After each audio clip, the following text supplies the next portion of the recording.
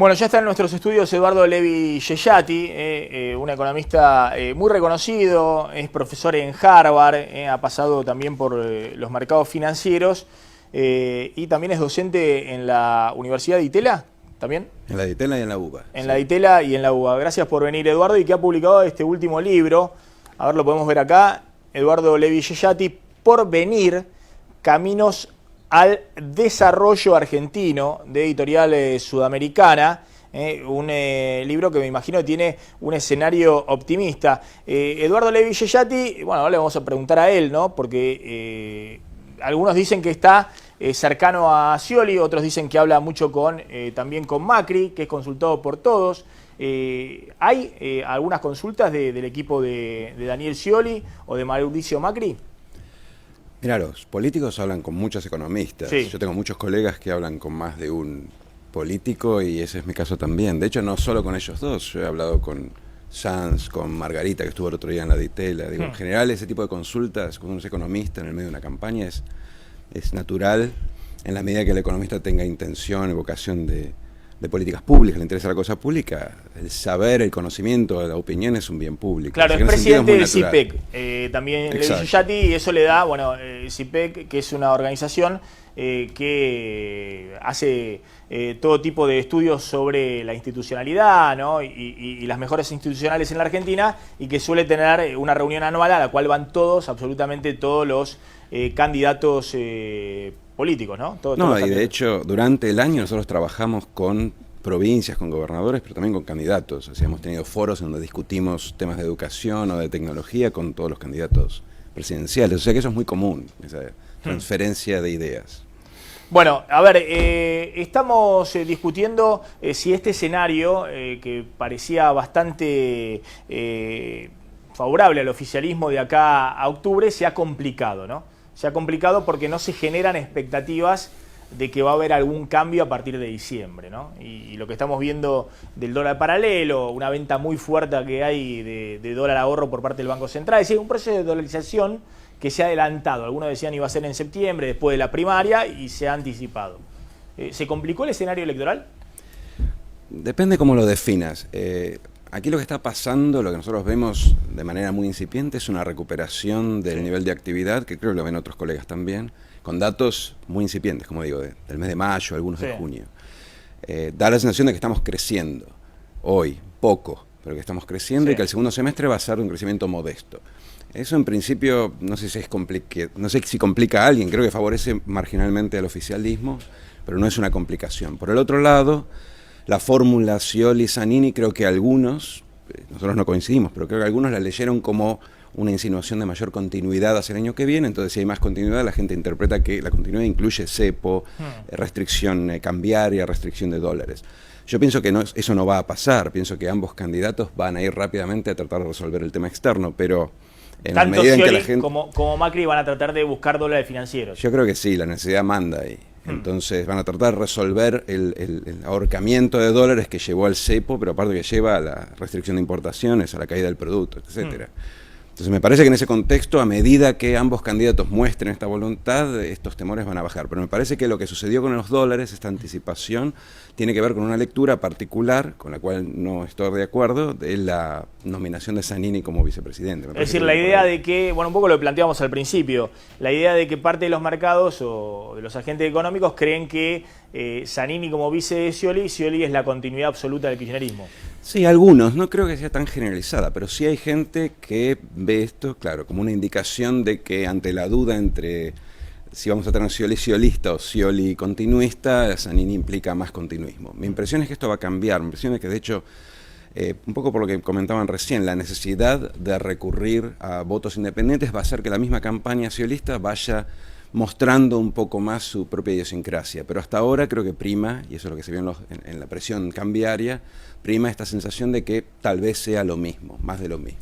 A ver, ¿cómo podemos explicar el tema de esto que yo coincido? Me parece que las opciones que tiene el próximo gobierno a conseguir dólares financieros, a negociar con los holdout, con los buitres y despejar la posibilidad de conseguir dólares financieros que todavía hay disponibles para todos los países latinoamericanos. Y las opciones son o devaluar, o hacer un ajuste fiscal, o recortar fuertemente tarifas y aplicar un tarifazo en el servicio público. Es decir, todas las opciones que tienen son opciones que ningún gobierno cuando llega al poder quiere tomar, digamos. Entonces, la opción para no hacer todas esas cosas, que son todas cosas feas, malas y que pueden significar mucho costo social, es conseguir dólares financieros, ¿o me equivoco? Te permite suavizar algunos de esos ajustes. Algunos arreglos vas a tener que hacer, pero de ahí a ir un ajuste draconiano al estilo más tradicional, más convencional, hay una distancia. Y para vos eludir el ajuste, creo que la forma más barata e incluso económicamente la más eficiente es tratar de conseguir el financiamiento que te permita no ya sobreendeudarte, sino financiar específicamente algunos de los pagos que tenés que hacer a futuro. Es decir, no tener que ahogar la economía para pagar afuera, que es lo que venimos haciendo en los últimos años. Entonces me parece que es el mal que políticamente es menos costoso de todas las opciones. Por eso digo que creo que ambos van a ir en la misma dirección. Es decir, con financiamiento externo, ¿se puede, por ejemplo, levantar el cepo en algún momento sin devaluar? Sí, no necesariamente es lo ideal, el tipo de cambio está atrasado, pero se puede levantar el cepo corrigiendo el atraso cambiario, que debe ser alrededor del 30%, a lo largo de los 2 años, en vez de tener que corregirlo en enero, con un impacto muy negativo sobre la inflación, sobre la distribución, etc. O sea, se permite secuenciar las medidas y de esa forma suavizar el impacto que tiene sobre la economía. Y aparte, de vuelta, es mucho más fácil corregir el tipo de cambio, el atraso cambiario, cuando tenés más o menos ordenadas las expectativas inflacionarias que en enero, cuando nadie sabe cuánto va a ser la inflación. Entonces el secuenciamiento también es mejor desde el punto de vista de la implementación de las políticas, independientemente de que quieras o no hacer el ajuste. Claro, acá la discusión es, lo vamos a consultar a Celia Kleiman, que es encuestadora, la discusión está clarísimo, están nítidas las opciones, ¿no? Para el próximo gobierno, pero supongamos que es Scioli, el próximo presidente. La discusión es si pesa más el relato del kirchnerismo de que no se puede negociar con los buitres o con los holdouts, que la pregunta debería ser cómo se negocia, digamos. Si vos te bajás los pantalones y negociás como se negociaba en los 90 con el FMI es una cosa, digamos, pero ¿cómo se negocia? Si pesa más eso o pesa más un gobierno que pueda realizar una devaluación, por ejemplo, que para todos los gobiernos tiene un impacto muy negativo. De hecho, le pasó a Cristina el año pasado, ¿no? Que sus niveles de popularidad cayeron a los mínimos después de la devaluación de Kicillof. Claro, el empleo también cayó. Yo creo que la gente, de alguna forma, al menos indirectamente, percibe cuando el empleo está flaco, cuando hay peligro de perder el trabajo. El crecimiento de alguna forma se traslada a la visión, a las perspectivas de la gente a través del empleo. Me parece que lo que vimos en los últimos 3 años es un empleo registrado, privado, muy débil, cayendo, creciendo muy poco, y ahora con la recuperación del consumo esto se ha mesetado, incluso por la idea de subir. Y eso es lo que finalmente impacta en la confianza de la gente. El temor a perder el empleo genera, por ejemplo, el índice de confianza que contesten que hoy no es momento para gastar dinero, porque cuando uno tiene el miedo de perder el empleo, naturalmente ahorra preventivamente. Entonces, me parece que viene por ese lado. Creo que al final lo que le interesa a la gente, volviendo al punto que te decía antes, no es tanto el tema de la deuda externa, el holdout, sino básicamente cómo crecemos el año que viene y cómo crecemos sin inflación el año que viene. Entonces, puesto a elegir todos los costos, todos esos escenarios de pagar costos políticos que va a tener el próximo presidente, el tema externo me parece que es el menos costoso. Vos decís, no hay forma de conseguir dólares por otro lado que no sea un acuerdo con los holdouts o con los buitres y conseguir financiamiento, y que eso es la única forma de que la economía puede crecer el año que viene. No, hay formas, pero es bastante complicado, es parcial, es muy restrictivo y no vas a poder, por ejemplo, liberar los dividendos de manera tal de atraer nueva inversión externa, extranjera, para incrementar la inversión, que es lo que más ha sufrido en estos últimos años, y por lo tanto garantizar que crezcas. Entonces sí, podés emparchar, podés sobrevivir, no es que va a explotar la cosa si no arreglas con los holdouts, pero te va a costar más y vas a tener menos inversión y vas a estar muy limitado en tu nivel de crecimiento, cuando en realidad el próximo gobierno, si hay algo que tiene que mostrar, es que puede crecer. Nosotros hace 4 años que no crecemos. El gran desafío hoy en Argentina es demostrar que puedes crecer. Pero además tenemos una restricción que no podemos crecer, digamos. Si se quisieran vender 200.000 autos más de lo que se están vendiendo, Eduardo, ¿no están los dólares?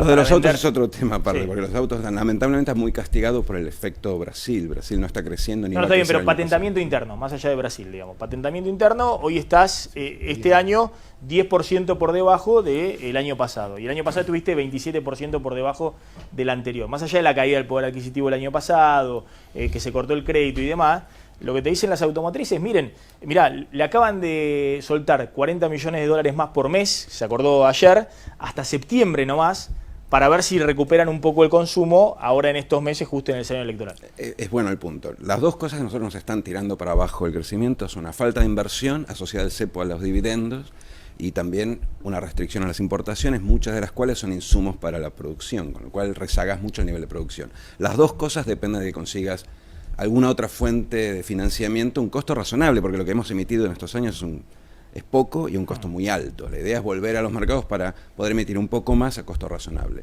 Ese es un poco el compromiso, el dilema que enfrenta el próximo gobierno. Me parece que entre las dos, entre crecer poco o nada y seguir negociando un año entero o tratar de resolver el tema externo para empujar el crecimiento, me parece que de las dos la menos costosa es la segunda. Bueno, claro, hay algunas cosas que son inevitables, digamos, mirando hacia adelante, ¿no?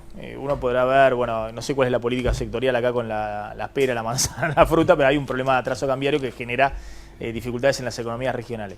Y hay una cuestión, por ejemplo, de las retenciones, que creo que son 5%, son módicas las retenciones que hay para estos sectores, pero es una señal, que todos dicen esto hay que hacerlo.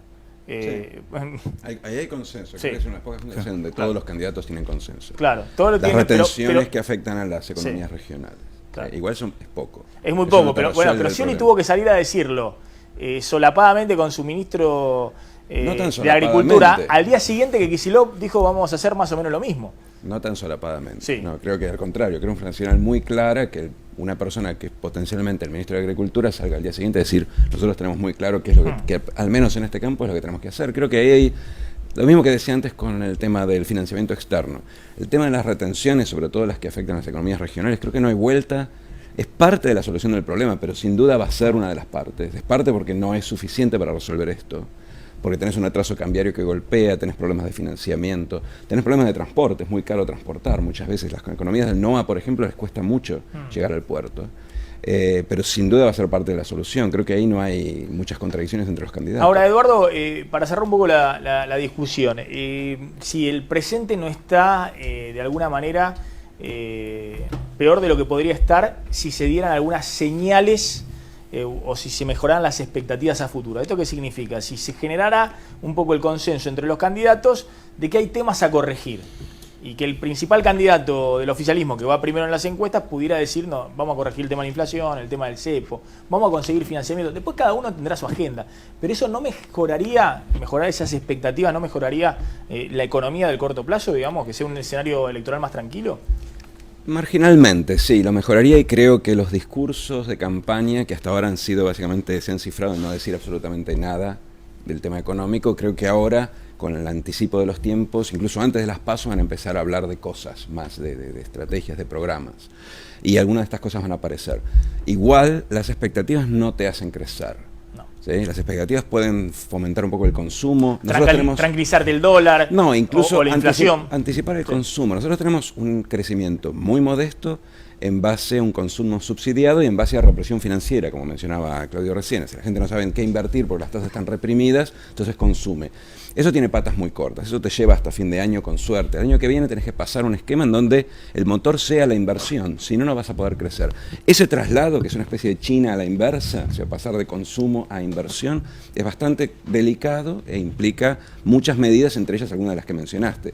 Pero decirlo, anunciarlo solamente no es suficiente. Vas a tener que esperar a ver qué es lo que hace el próximo gobierno y tratar de que lo haga lo más rápido posible y secuenciándolo de manera de no